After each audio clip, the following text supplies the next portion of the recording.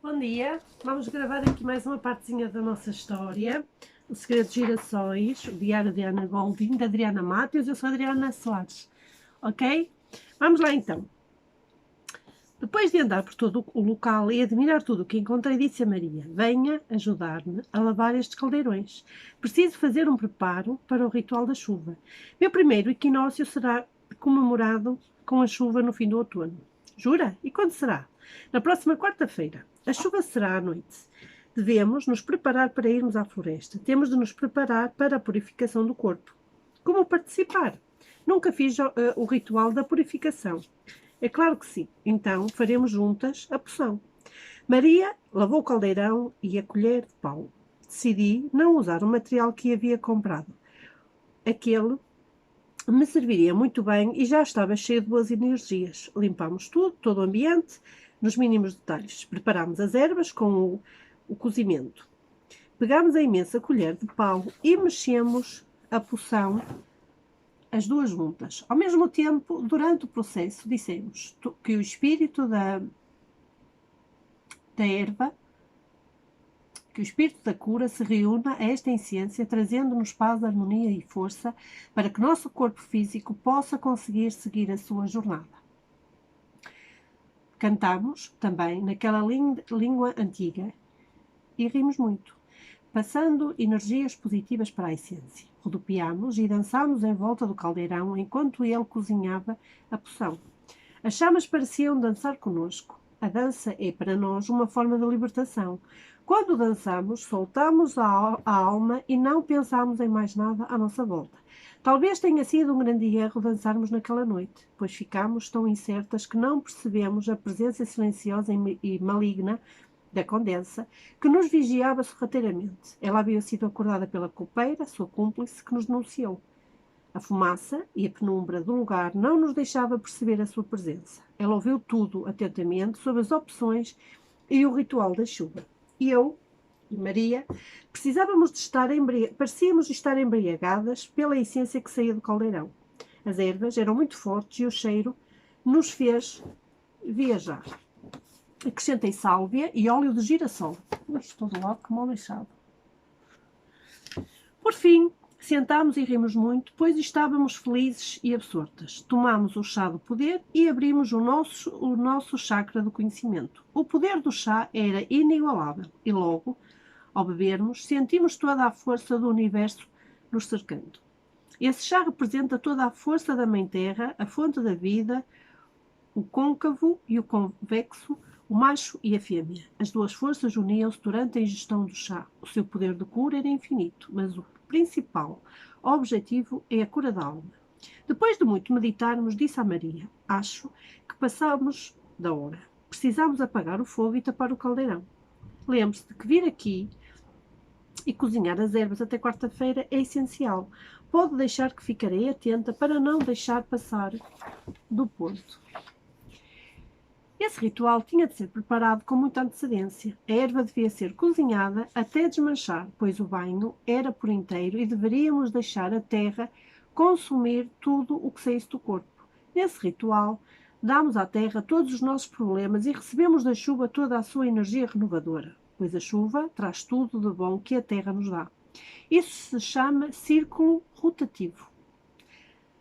A terra recolhe a água que sai do nosso corpo doente e a chuva leva o que não presta para o céu, reciclando essa energia e devolvendo-a em forma de energia positiva. De repente, escutamos um barulho do lado de fora. O que foi isso, Maria? Perguntei assustada.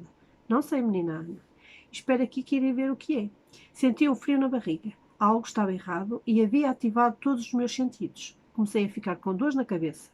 Foi aí que percebi a presença da Condessa. Ela havia estado ali o tempo todo e com certeza eu estava em suas mãos. A partir daquele momento eu sabia que seria chantageada por duas pessoas ao mesmo tempo. Maria voltou e disse: não vi ninguém, menina Ana. Deve ter sido algum tipo de animal. Pouco provável, Maria. Com certeza foi a Condessa. Meus sentidos de bruxa mostraram-me ser ela. A Condessa? Meu Deus, ela fará chantagem com as duas. O que faremos? Devemos ter calma para melhor raciocinarmos o que fazer. E o que faremos com essas provas? Disse Maria, apontando para tudo à sua volta.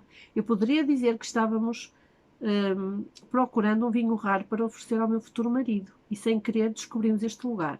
E o que diríamos sobre o caldeirão e a poção que está ainda em cozimento? Sim, a senhora tem razão.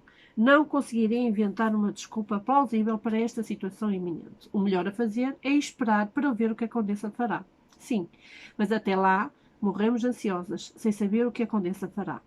Sentei no chão e coloquei as mãos no rosto, pensando em como achar um meio de driblar a Condessa, pelo menos até ao dia do ritual da chuva. Sabia que se eu quisesse usar os meus poderes, poderia pôr um fim naquilo tudo. Mas nunca poderia usá-los em benefício próprio, pois as consequências seriam ainda piores. Quando usamos os nossos poderes para controlar alguém ou para fazer um indivíduo esquecer-se de uma situação, além de gastarmos muita energia vital, podemos passar por coisas horríveis, como, por exemplo, ser torturadas dia e noite por espíritos levianos. Isso pode resultar na loucura mental do corpo físico ou no suicídio do indivíduo em questão. Não faremos absolutamente nada. Como assim? Nada? É o que a senhora ouviu. Daremos tempo ao tempo e ele se incumbirá de nos responder. Maria não disse mais nada, mas senti que estava aflita. Arrumámos as coisas, apagámos o fogo do caldeirão e saímos em silêncio. Passámos tranquilamente pelo pátio e pelos corredores. Foi assustador pensar que poderíamos ser pegas de repente. Maria deixou-me na porta do meu quarto e desceu. Foi uma madrugada muito difícil. Cheguei a pensar que não passaria daquela noite. Arrumei-me e em seguida fiz as minhas orações. Não poderia descuidar do espírito e também não estava mais em condições de dormir. Abri a janela e vi José já se preparando para cuidar do jardim. Então resolvi descer e fazer-lhe companhia. Abri vagarosamente a porta e saí meio na ponta dos pés. Já estava no meio do corredor quando a Condessa me agarrou pelo braço e puxou-me para um canto, interrogando-me. Estava aprontando alguma coisa ilícita naquele porão? Pretendo descobrir o que é. Percebi então que a Condessa, por causa da fumaça, não conseguiu ver o que estávamos a fazer e também não ouviu o que dizíamos. Então respondi-lhe, tentando inverter aquela situação. Ah, então a senhora não sabe. Se a senhora anda a espionar as pessoas atrás das portas, deveria saber. Infelizmente, não deu para eu ver por causa da penumbra, mas saiba, estou de olho.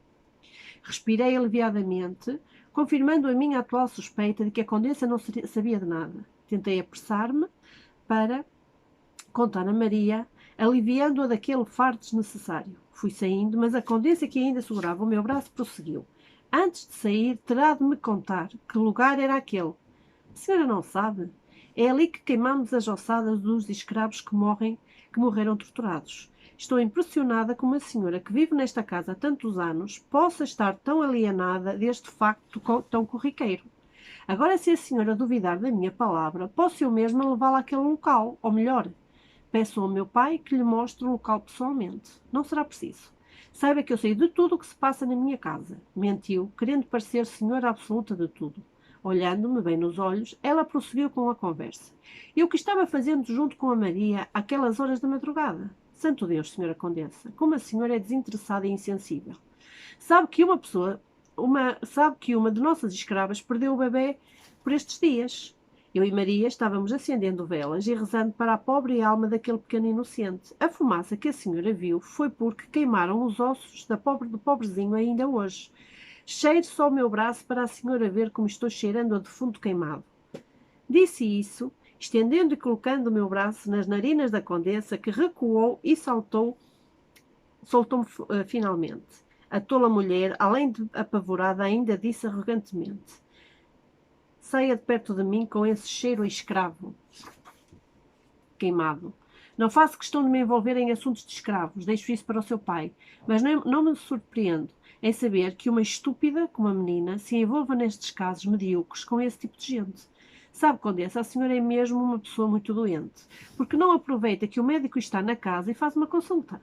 Mas não se esqueça de informar-lhe que a sua doença é na alma, chama-se preconceito. A Condessa empinou o nariz e saiu, remexendo as cadeiras até entrar em seus aposentos. Por minha vez, saí pelo corredor fora, saltitando como uma menina. Procurei Maria, na cozinha, contei-lhe tudo. Ela se arriou sobre uma cadeira e disse: definitivamente a menina é mais cheia de artimanhas do que o próprio demónio. Eu? De maneira nenhuma, Maria. A condessa é que é desprovida de neurónios, o que para mim é uma salvação. Acredite, Maria, ninguém nos impedirá de realizar o ritual da chuva. Eu já ia pegar algo para comer quando resolvi perguntar outra coisa a Maria, ainda sentada naquela cadeira, sem conseguir dizer uma palavra. Ah, já me ia esquecendo. A senhora retornou ao crematório para acendê-lo? Lembre-se de que o nosso cozido deve ferver diariamente. Maria pareceu perceber o que eu queria dizer e riu a valer.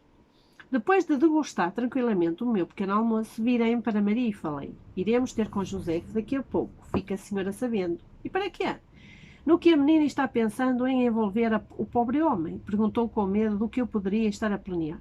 Nada de mais. Só vamos, de uma vez por todas, resolver a sua situação que está pendente com ele. Disse isso degustando uma deliciosa fatia de queijo. Maria, por sua vez, levantou-se apressadamente da cadeira e começou a remexer nos objetos da cozinha desordenadamente. Até que, não resistindo, perguntou-me: posso saber qual seria a situação pendente que tenho para resolver com o Sr. Joseph? Ora, Maria, francamente, não lhe cabe agora se fazer derrogada comigo. Sabe muito bem que estou falando do seu afeto por ele. Não achou que eu faria nada quanto a essa questão, não é mesmo? Para falar a verdade, já estava suspeitando que a menina fosse-me colocar em mais uma das suas confusões. Mas desta vez imploro: não me faça passar por tamanha vergonha, pois caso contrário, irá ver essa sua amiga aqui esticadinha no chão. E creio que não quer isso, não é verdade? Ela apertava as mãos umas contra as outras, enquanto me olhava com um olhar suplicante, esperando que eu lhe desse uma resposta a seu favor. Porém, respondi: se for para seu bem, pode desmaiar à vontade. Quem sabe José, ao vê-la esticada no chão, se abaixa para beijá-la e lhe faça um pedido de casamento ali mesmo. Maria virou-se de costas para mim, benzendo-se, e respondeu: perdeu foi o juízo, de vez me viu. Imagina se eu irei permitir tamanho despudor. Ora, então, amarra e pronto. Percebi que Maria estava rindo baixinho, pois havia gostado da ideia de ser beijada por José. Embora continuasse a manter aquela postura rígida, enquanto ela ficava sonhando com o suposto beijo dele, comecei a matutar uma forma de tirar Maria de toda aquela enorme confusão na qual eu estava atolada até o pescoço. Podia dizer que eu estava em um beco sem saída, mas não podia deixar minha melhor e única amiga ir direta para o poço sem fundo junto comigo. Depois de muito queimar tutano e deixar meus cabelos todos esfumaçados, cheguei a uma conclusão finalmente. Maria deveria escrever urgentemente para sua irmã, mas como eu sabia que ela não concordaria com o meu plano, teria então que eu mesma escrever a tal carta. Meu pai e a condessa saíram muito cedo e provavelmente não voltariam tão rápido. Maria disse para ele que eu ainda estava a dormir, o que me deu tempo suficiente para pôr o meu plano em prática. Naquela manhã, Teresa chegou um pouco mais tarde e parecia estar de mau humor. Pelo que apresentou, não nos queria por perto, mas ela normalmente já era assim. Detestava invasores no seu território sagrado. Porém, naquele dia, o mau humor imperou sobre ela. Eu e Maria saímos à francesa, deixando a mulher em seus próprios demónios. Do lado de fora, corri os olhos, tentando achar José. Por fim, avistei-o cuidando das magnólias. Olhei para Maria, dando-lhe um sorriso maroto e saí correndo em seguida para chegar perto de Joseph antes dela. Maria tentou acompanhar-me, mas fui muito mais ágil. Quando cheguei à frente, Joseph estava morrendo de rir, de saber que Maria estava vindo toda afoita atrás de mim. José, parecendo perceber que tinha algo no ar, olhou para mim e correu os olhos para localizar Maria. Ele também, num tom de riso, disse: meninas, onde pensam que vão desta forma aflita? Em seguida, o homem levantou-se para nos cumprimentar melhor e se tornar ciente do que estava a acontecer. Depois de olhar-nos dentro dos olhos, ele falou: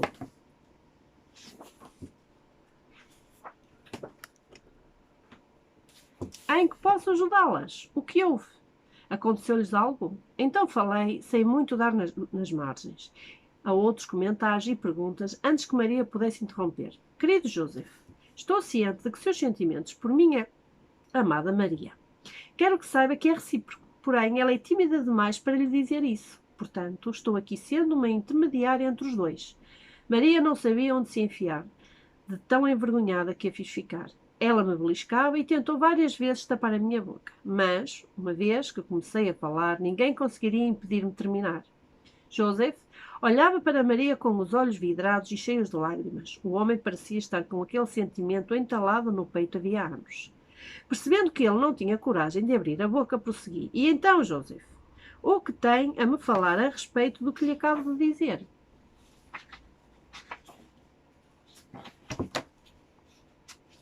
Está difícil. Ele girou o corpo de um lado para o outro, parecendo procurar algo nos bolsos atrás da velha calça. Fiquei ali, esperando uma resposta, mas o pobre homem parecia tão preocupado em achar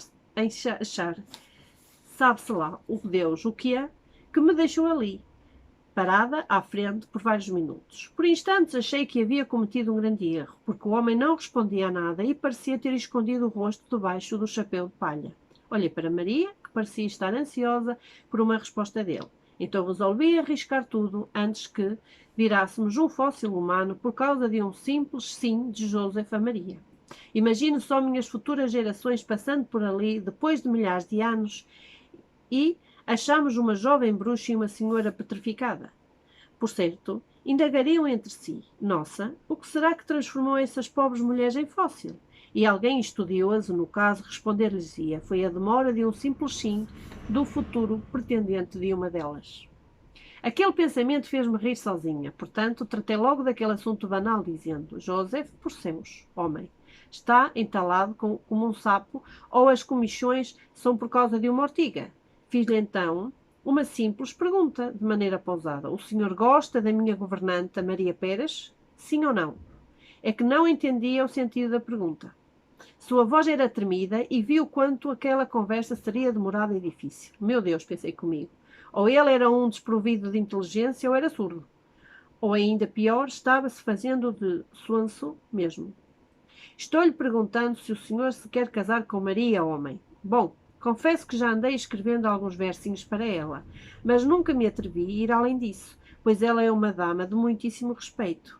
Oh, glória, meu Deus, até que enfim, pensei. Não era muito, mas pelo menos ele havia dado um sinal de vida. Aproveitando aquela oportunidade, Maria falou por fim, porque parecia que também estava engasgada e aflita por uma resposta daquele aprendiz de Romeu, confuso e tímido. Ora, homem, e desde quando versos são sinal de falta de respeito? Ela colocou as mãos na cintura e fez uma cara de brava. Dirigindo-se a mim, ela disse: pense bem, menina Ana, passei este tempo todo na desesperança de encontrar a minha cara metade, sendo que ela estava o tempo todo ao meu lado. Este homem cabeçudo fez-me perder o melhor tempo da minha vida só porque me julgava uma mulher acima dele. Imagine só, como posso perdoá-lo por ter ficado solteirona nestes anos todos? Quem ficou de olhos regalados desta vez fui eu, que fiquei admirada por ver a revolta de uma mulher solteirona. Deus, que bom que não chegaria a tanto. Às vezes o que nosso destino nos reserva é mesmo uma dádiva, pois não me conseguia ver dando uma crise daquelas por falta de casamento. Céus! Depois de ter pegar o meu maxilar que estava caído no chão, falei a Joseph. Bom, o que posso dizer, Sr. Joseph? Depois de um desabafo destes, é melhor que o senhor tome logo a atitude de pedir-lhe a mão. Mas não pode ser assim, tem de ser com jeito, e Maria não deixou que o pobre homem, prestes a ser enforcado, dissesse uma só palavra. Que jeito, homem? Acha mesmo que estamos em idade de esperar demais alguma coisa? Acha que quero ser cortejada a esta altura da nossa vida? Conhecemos já há mais de 10 anos. Diga-me, o senhor ainda não conhece a minha pessoa? Se tiver alguma dúvida em se casar comigo, então não me merece. Mas se sente algum sentimento por mim, vá logo e se decida de uma vez por todas. Não tenho mais a intenção de criar as netas da menina Ana. Continuei recolhida à minha insignificância e de olhos bem arregalados. Por fim, disse humildemente: se o problema é a ocasião, pedirei permissão ao meu pai para que assemos um leitão com direito à rodada de banjo. Joseph, no entanto, fez uma pergunta que, embora parecesse um tanto irregular, era de se esperar mediante a reação quase histérica de Maria. Quero só perguntar uma coisa. Lógico que sim, José, mas que seja breve, respondeu Maria, parecendo estar sem a menor paciência. O homem, tirando o chapéu da cabeça e torcendo as mãos, levantou os olhos e, meio sem graça, respondeu timidamente, parecendo saber qual seria a reação de Maria. Acaso a senhora não estaria esperando criança? Estaria? Esperando o quê, seu cara de fuinha? O que está pensando de mim? Acha que sou uma parente sua por acaso? Imagine, esperando criança com 50 anos. Na verdade, Maria estava com 58. Mas é quem Mas quem não a contraria, principalmente naquele momento tão solene, seria eu. Maria já estava saindo pisando duro quando José a segurou pelo braço e disse-lhe, olhando-me nos olhos: Aonde pensa que vai, minha futura esposa? Não quero que a senhora me interprete mal, mas a pergunta que acabo de fazer foi apenas para me certificar de que a senhora não havia feito nada de errado. Mas peço-lhe humildemente o seu perdão, pois procedi como um tolo machista, sendo que a conheço há tantos anos. Dizendo isso, Joseph puxou Maria pela cintura, dando-lhe um beijo apaixonado. Por minha vez, afastei-me um pouco, deixando que aquele novo casal se entendesse sozinho. Estava feliz, pois mais uma parte da minha missão estava cumprida. Caminhei um pouco mais adiante e fui olhar o canteiro das tulipas. Estava quase me perdendo em meus próprios pensamentos quando Joseph me chamou. Menina Ana, posso falar-lhe um instante? Sim, Joseph, mas onde está Maria?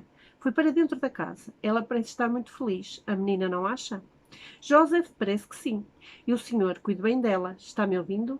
Disse a menina, não tenha dúvidas. Confio no senhor e sei que fará bem a Maria. Mas antes que o senhor se una a ela, quero-lhe falar algo muito importante. Então diga, menina Ana, afinal queremos a menina como nossa madrinha. Fico muito feliz, mas antes tem de saber algo sobre Maria e eu. Pois, como fui intrometida a uni-los, sinto-me na obrigação de lhe contar sobre alguns fatos. Menina, vou deixá-la falar para não parecer mal educado, mas já sei do que se trata. Bom, Joseph, não sei se o que está pensando é sobre a mesma coisa que lhe contarei. Maria e eu pertencemos a uma tradição milenar. Muitas pessoas têm certa dificuldade em aceitar o nosso tipo de crença. A menina quer dizer que ambas são bruxas? Sim, mas de maneira alguma fazemos mal aos outros, como nos julgam erroneamente. Menina Ana, de maneira nenhuma tenho comigo o defeito de prejulgar os outros. Sempre respeitei todas as crenças porque trabalho com a natureza. Muitas vezes, por estar sempre em contacto com ela, já vi e ouvi coisas que nunca contei por medo de me acharem que eu estava possuído por um espírito maligno. Sei bem o que é guardar um segredo. Quem a menina acha que construiu os esconderijos de sua mãe? Foi Joseph? O senhor? Porque nunca me contou nada. Como disse a menina, sou muito bom a guardar segredos. A sua mãe era uma pessoa admirável. Confidenciou-me coisas que nunca contaria a ninguém. Ela estava sempre pronta a servir a Deus e aos necessitados. Quando um empregado ou até mesmo um escravo necessitava do seu auxílio, ela enfrentava até mesmo o seu pai. Nunca ouvimos um grito, um xingamento da parte dela, como ouvimos da sua madrasta. Muito pelo contrário, ela conseguia tudo com um sorriso e muita gentileza. Por ter estado ao lado de uma pessoa tão fantástica, como poderia não aprender a respeito das suas crenças? Ao contrário do resto das outras pessoas, jamais fiz objeções ou repudiei o que não conhecia. A experiência que adquirimos com o passar dos anos traz-nos sabedoria e discernimento de como olhar para o que julgamos ser irreal e imaginário. Mesmo que Maria fosse uma possuída, o que não é, ainda assim, a amaria do mesmo jeito. Aprendi que tudo tem jeito na face da terra, e para a morte cabe a Deus saber o que fazer. Fiquei admirada ao ouvir tais palavras da boca de um homem tão simples como Joseph. Com isso, aprendi mais uma lição. Nunca julgar ninguém pela aparência ou simplesmente porque a pessoa se demonstra tímida mediante tais situações. Digo isso porque julguei muito mal Joseph quando ele se colocou em cima do muro, mediante a resposta que exigi que desse a Maria. Depois de olhá-lo admiradamente, respondi: Joseph não sabe o quanto fico feliz por a sua maneira de pensar, mas algo terrível está para acontecer com Maria. Por isso, tenho urgência de que se case com ela e vá para o norte, onde estão os parentes dela. A menos, é claro, que o senhor tenha alguma objeção em ir morar na floresta. Imagina, menina Ana, será um prazer poder conviver com a natureza. além do mais, estou mesmo precisando descansar. Só não sei se serei bem recebido pela família de Maria. Foi o que imaginei que o senhor pensaria. Não se preocupe, pois são pessoas fantásticas. Com certeza o senhor será muito bem recebido por todos. Falo assim porque tive o enorme prazer em conhecê-los pessoalmente quando eu e Maria passámos aquele fim de semana lá. E as meninas? Porque estão correndo perigo. Porque o conde, com quem me obrigaram a firmar um compromisso, tem em seu poder o diário de minha mãe. Neste diário, ela conta tudo sobre a tradição, sobre a parceria dela com Maria nos rituais e sobre a futura herdeira, no caso, eu. Ela mencionou até mesmo os poderes que eu herdaria dela. Minha nossa menina Ana, isso é grave. Esse homem não pode, de forma alguma, casar-se com a menina. Com certeza fará da sua vida e a de Maria um verdadeiro inferno. Pode contar comigo para o que der e vier a partir de agora. Sei disso, Joseph. Por isso, hoje mesmo escreverei uma carta à irmã de Maria. Quero que os dois fujam daqui, ainda no próximo final de semana. Agradeço imensamente pelo apoio que me está a dar. Joseph respondeu-me, um pouco apreensivo em relação à suposta fuga. Não podemos fugir, menina Ana. Somos adultos e não fizemos nada de mais. Não é correto fugir como dois criminosos. Joseph, sabemos disso. Mas quando o conde revelar a meu pai quem foi a minha mãe e quem sou, por certo ele culpará Maria e a entregarão à Inquisição. Agora não é hora de ter orgulho. É hora de pensar somente em Maria e no povo dela. Pois no diário de minha mãe também há um mapa ensinando o caminho até casa da família de Maria. O certo seria que tentássemos encontrar o diário e tirá-lo do poder do conde. Tem razão. Devo de pensar em minha amada e no bem-estar da sua família. Mas como uma menina pretende recuperar o diário de sua mãe? Isso o senhor deixe comigo.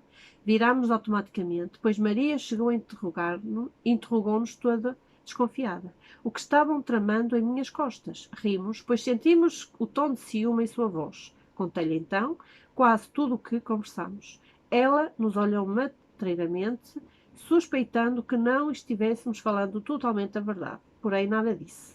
Então, Joseph, percebendo aquele ciúme todo, abraçou Maria. Ela lhe disse, ora, deixe-se de assinhamento, homem. Ponha-se no seu lugar. Joseph riu às gargalhadas. Achou graça, porque Maria mal havia se acertado com ele e já estava enciumada daquele jeito. Depois de nos despedirmos dele, voltámos as duas para dentro de casa. Pedi a Maria que cuidasse do cozimento das ervas, pois deveriam estar prontas para o ritual. Subi para o meu quarto, pois precisava achar uma veste apropriada para que eu e Maria usássemos no ritual. Infelizmente, não tinha nada apropriado. Fiquei imaginando onde encontraria algo. Caminhei em direção à janela para abri-la. Ao olhar para baixo, vi que a carruagem do conde estava parando em frente à entrada da casa. Fiquei imaginando o que aquele homem poderia estar a fazer ali se os donos da casa não estavam presentes. Não demorou muito e Maria subiu correndo para me avisar que o conde estava pedindo para falar comigo imediatamente. O que esse maldito ainda quer comigo, depois de tudo o que aprontou? Não sei, menina, mas com certeza não a deixarei sozinha com ele novamente. Descemos juntas, de mãos dadas. Ao entrar na sala de estar, o conde estava-me esperando e veio todo safeiro ao meu encontro, dizendo: Menina Ana, fico feliz em vê-la de pé. E como foi que teve tão rápidas melhoras?